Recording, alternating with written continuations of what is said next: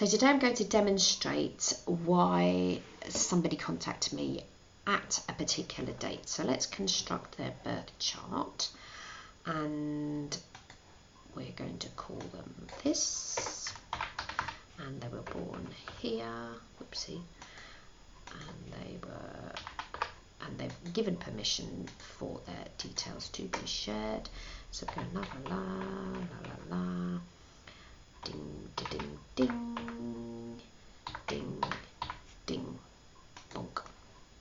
So here we have the birth chart, so here we have the natal chart. Now I'm not going to do too much about the natal chart, as I mentioned just now, that you can find your information about your chart, and it'll tell you a lot on astro.com. There's bits on there that will give you an analysis of your chart and demonstrate and tell you that the ascendant is this. And I do get numerous emails, and I used to back in the day get them almost daily. Please tell me about my chart, until actually I started the podcast and I got slightly less. Which wasn't a bad thing, because I will always reply to an email, but I was replying to rather lots of emails.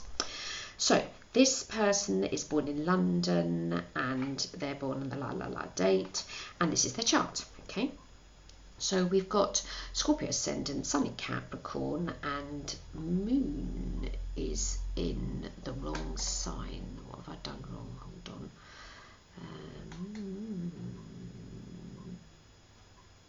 No, that's right. No, I've got the Moon in the right side. So, I'm reading it wrong. Okay, so we've got Moon in Virgo, very close to Mars, they're not conjunct, thankfully. But Scorpio Ascendant, so a lot of people that listen to this podcast have got Scorpio Ascendants. A lot of people that are getting into astrology now will have Scorpio Ascendants. That's not everyone, but a larger percentage of the population are interested in astrology if they have a Scorpio Ascendant. That's just de rigueur.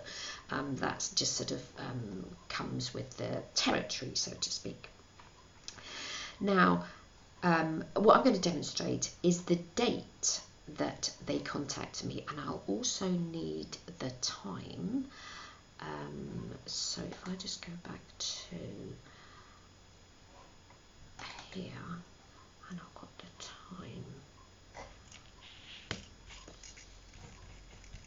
I'll have to edit this out. So let me stop all of this. Stop. So I'm now going to construct a chart for the exact time that they contact me and the exact date, and then you're going to go, oh my goodness, that's just crazy. Okay, so Dee contacted me on, so I've got natal chart already displayed. Come on now, don't crash on me. So I don't want that bump. I want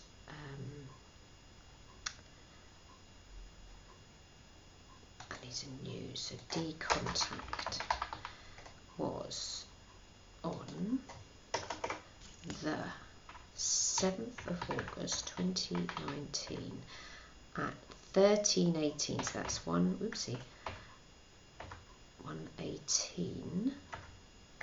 Don't caps lock me, let me stop that. 13:18, 1:18 in the afternoon. So this is the I love it. This is the date and the time that Dee reached out. Okay, well, gosh, I better say the first one. Probably didn't, did I? Let me just check.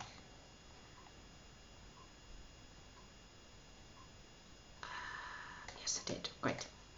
So this is the chart for the time that Dee reached out and contacted me. Now, have you noticed anything here? Let's go back to Dee's natal chart, okay? So there we go. Bing. There's Dee. What's this? Scorpio Ascendant. Okay. Now this is the time that Dee decided to contact Auntie Mary to ask about their chart, right?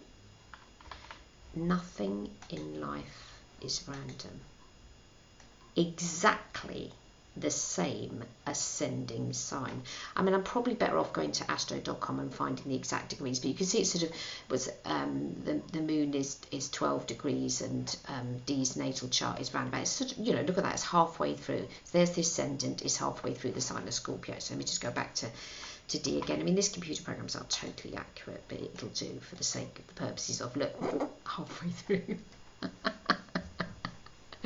So if I put these two charts together, this is such a lovely program. I love this one.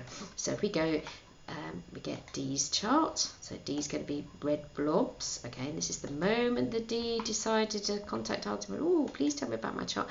Bing. Okay, look. Wow, love it. I so love astrology. So we've got here where the planets were when Dee was born. Right? And this is the time that Dee chose to contact me, to ping me over the email. Yeah. So there is the ascendant, and I'm sorry, but that's absolutely exact. That couldn't be more exact. So I don't care how inaccurate my particular computer program is. It's not that inaccurate. Yeah. And so obviously Dee was sitting at home randomly. Oh, I'll just ping Mary over an email, but I've got the exact time because emails have the time that they're sent. It's all written on there, and the time was on the 7th of August. That was only a few days ago at 13:18. So Dee, you've asked about your chart, and my answer to you is you need to learn about your Scorpio ascendant. You truly do. Until you understand your Scorpio ascendant, nothing in your chart is going to make any sense at all. Now, every day the moon will go into the sign of Scorpio, and you will be able to witness Scorpio ascending, and then you need to ask yourself, if you've got a natal Scorpio ascendant, gosh, how do I feel during that 2 hours? It's around about 2 hours approximately. How do I feel during that 2 hour time scale every day? Do I feel good? Do I feel bad? Do I want to sort of investigate weird and wonderful things? Now, the ascendant sign changes depending on what sign of the zodiac is current. So when Dee was born, the sun was in the sign of Capricorn, and he was born at 4:10 in the morning. Okay, so these are his data here. He's quite happy for me to share it. Okay, 4:10 a.m. So that's the time that he was born. So ascending was Scorpio. Yeah. Now we're now into the sign of Leo. So there's the sun is in the sign. Well, not particularly today. This is on the 7th. And not only was Scorpio rising when Dee contacted me, but the moon was right slap bang in the sign of Scorpio ascending. So this is all about feelings. So I could quite easily say that Dee didn't necessarily, and I'm really sorry if I'm calling you Dee a boy when in fact you're a girl. I can't tell from your name. I'm really sorry whether or not you're male or female. It's one of those names that's unisex. And you didn't reply to my email, and I asked you what you were, so we'll just assume that you're male. But the moon is there, and so what you might be trying to make sense of at the time that you contacted me was your feelings. How do you feel about things? Now, there's two things going on here, Chai. I'm not going to talk about your natal chart because we can see that it's one-sided. We can see your Capricorn. That's all about needing to climb to the top of the mountain. It's moon in Virgo. You need to pay attention to your health, and it's Scorpio ascendant. Let's do weird and wonderful stuff. But the moon is in the Scorpio, so we need to talk about feelings. But look at this as well. The age that you have contacted me at is when you're having your second Jupiter return. And it just so happened that because you contacted me on the 7th of August, Jupiter was still retrograding. So I can demonstrate that for you. So let's just get out of here and go to, here we go. So this thing's called an ephemeris. If you're listening on the podcast, you won't see this. You will have to whiz over to YouTube, because I'll be uploading and hopefully I've done this right, but it's easy to struggle with technology, and my computer's so slow. We're going to look at that little lovely rainbow circle for ages. So let's go to August this year. So this is an ephemeris. You can download these on astro.com. They've got them for every year. Oh, goodness me, they date back to minus the birth of Christ, so you can go way back. Today I'm having the summit, or rather I'm having the 11th of August, so that's here. There's the 11th. Come on now, there's the 11th of August there. And I was contacted by D on Wednesday the 7th. There's the moon in Scorpio. But we need to look at Jupiter. Okay, so Jupiter goes direct. It's saying there Monday the 12th. In fact, actually, if Astro.com says that, but in Bath, Jupiter will be going direct tomorrow. So this podcast is coming out on a day when Jupiter goes direct. So you contacted me, Dee, when Jupiter was still retrograding in your own chart. Yeah, so this is Jupiter is not going forwards and will not go forwards until we get to tomorrow. So I can demonstrate what that looks like. So if I go back to the let me just do a today chart. Hold on, load. I've got a today on there. Here we go. So let's just create a today chart. So I hope I'm not confusing you. I don't want to go too fast.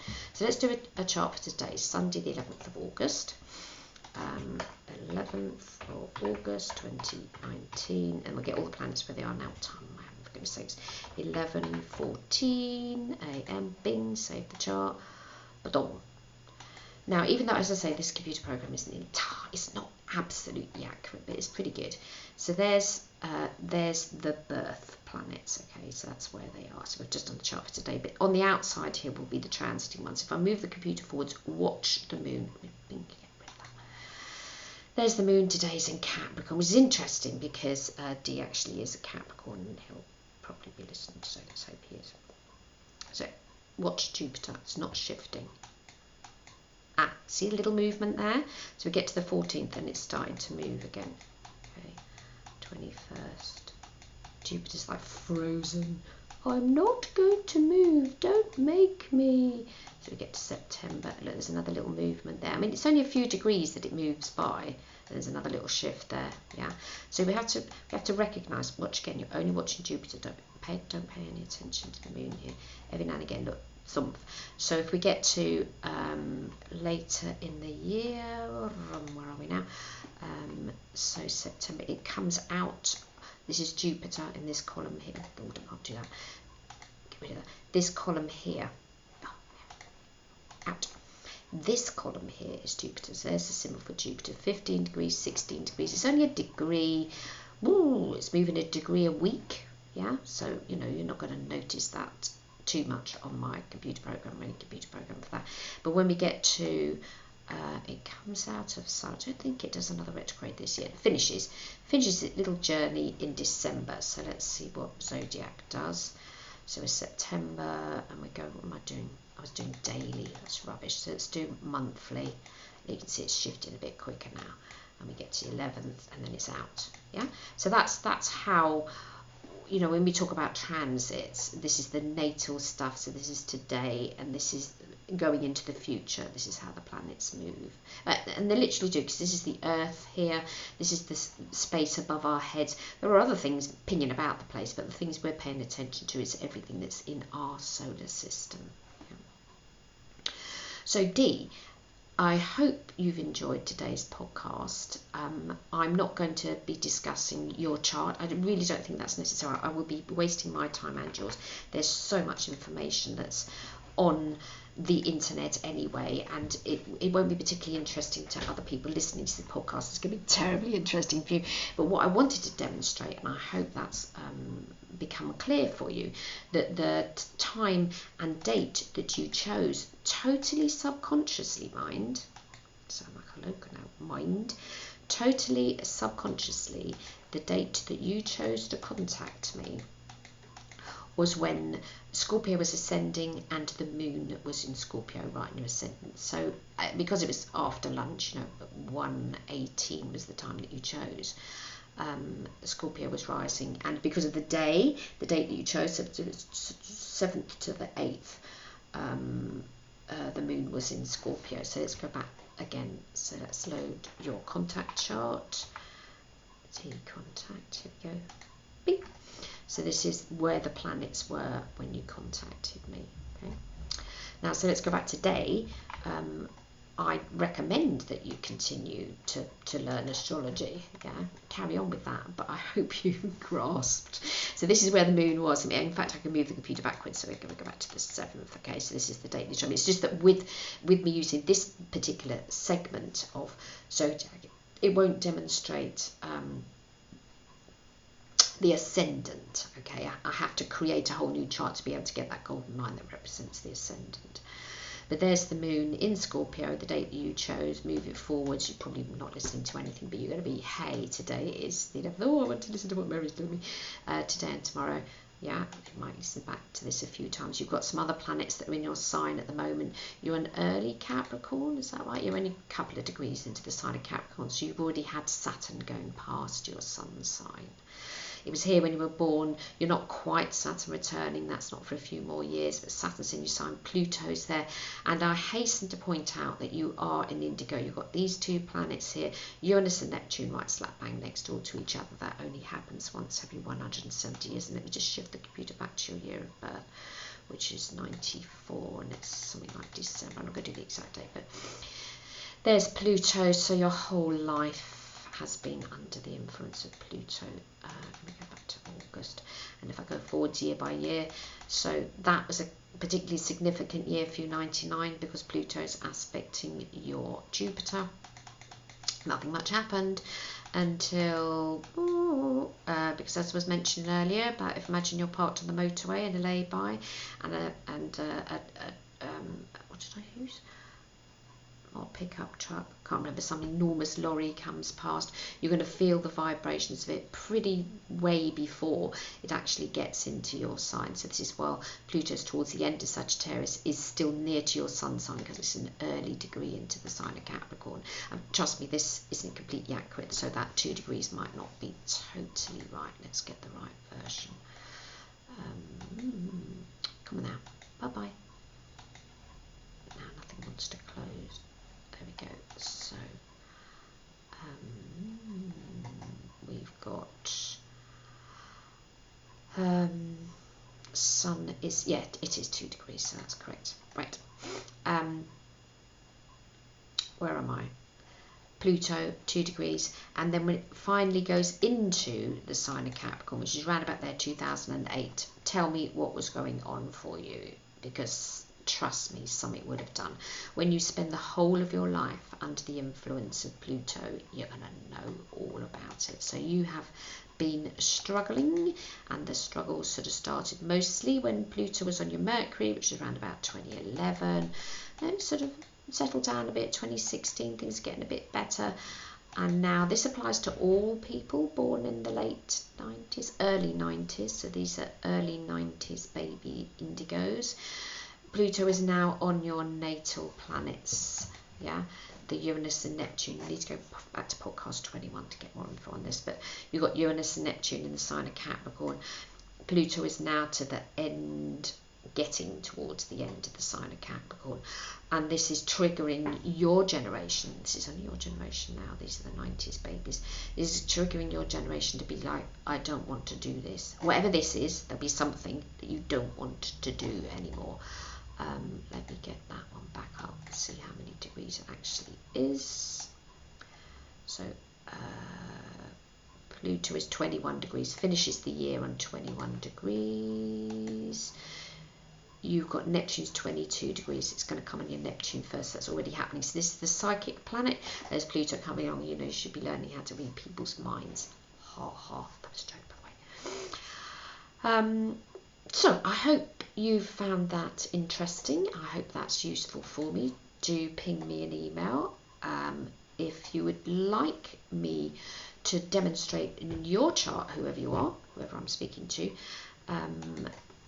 if you'd like me to demonstrate with your chart a specific date that you can think of, that something happened to you, and I can demonstrate using this particular computer program because it is particularly good.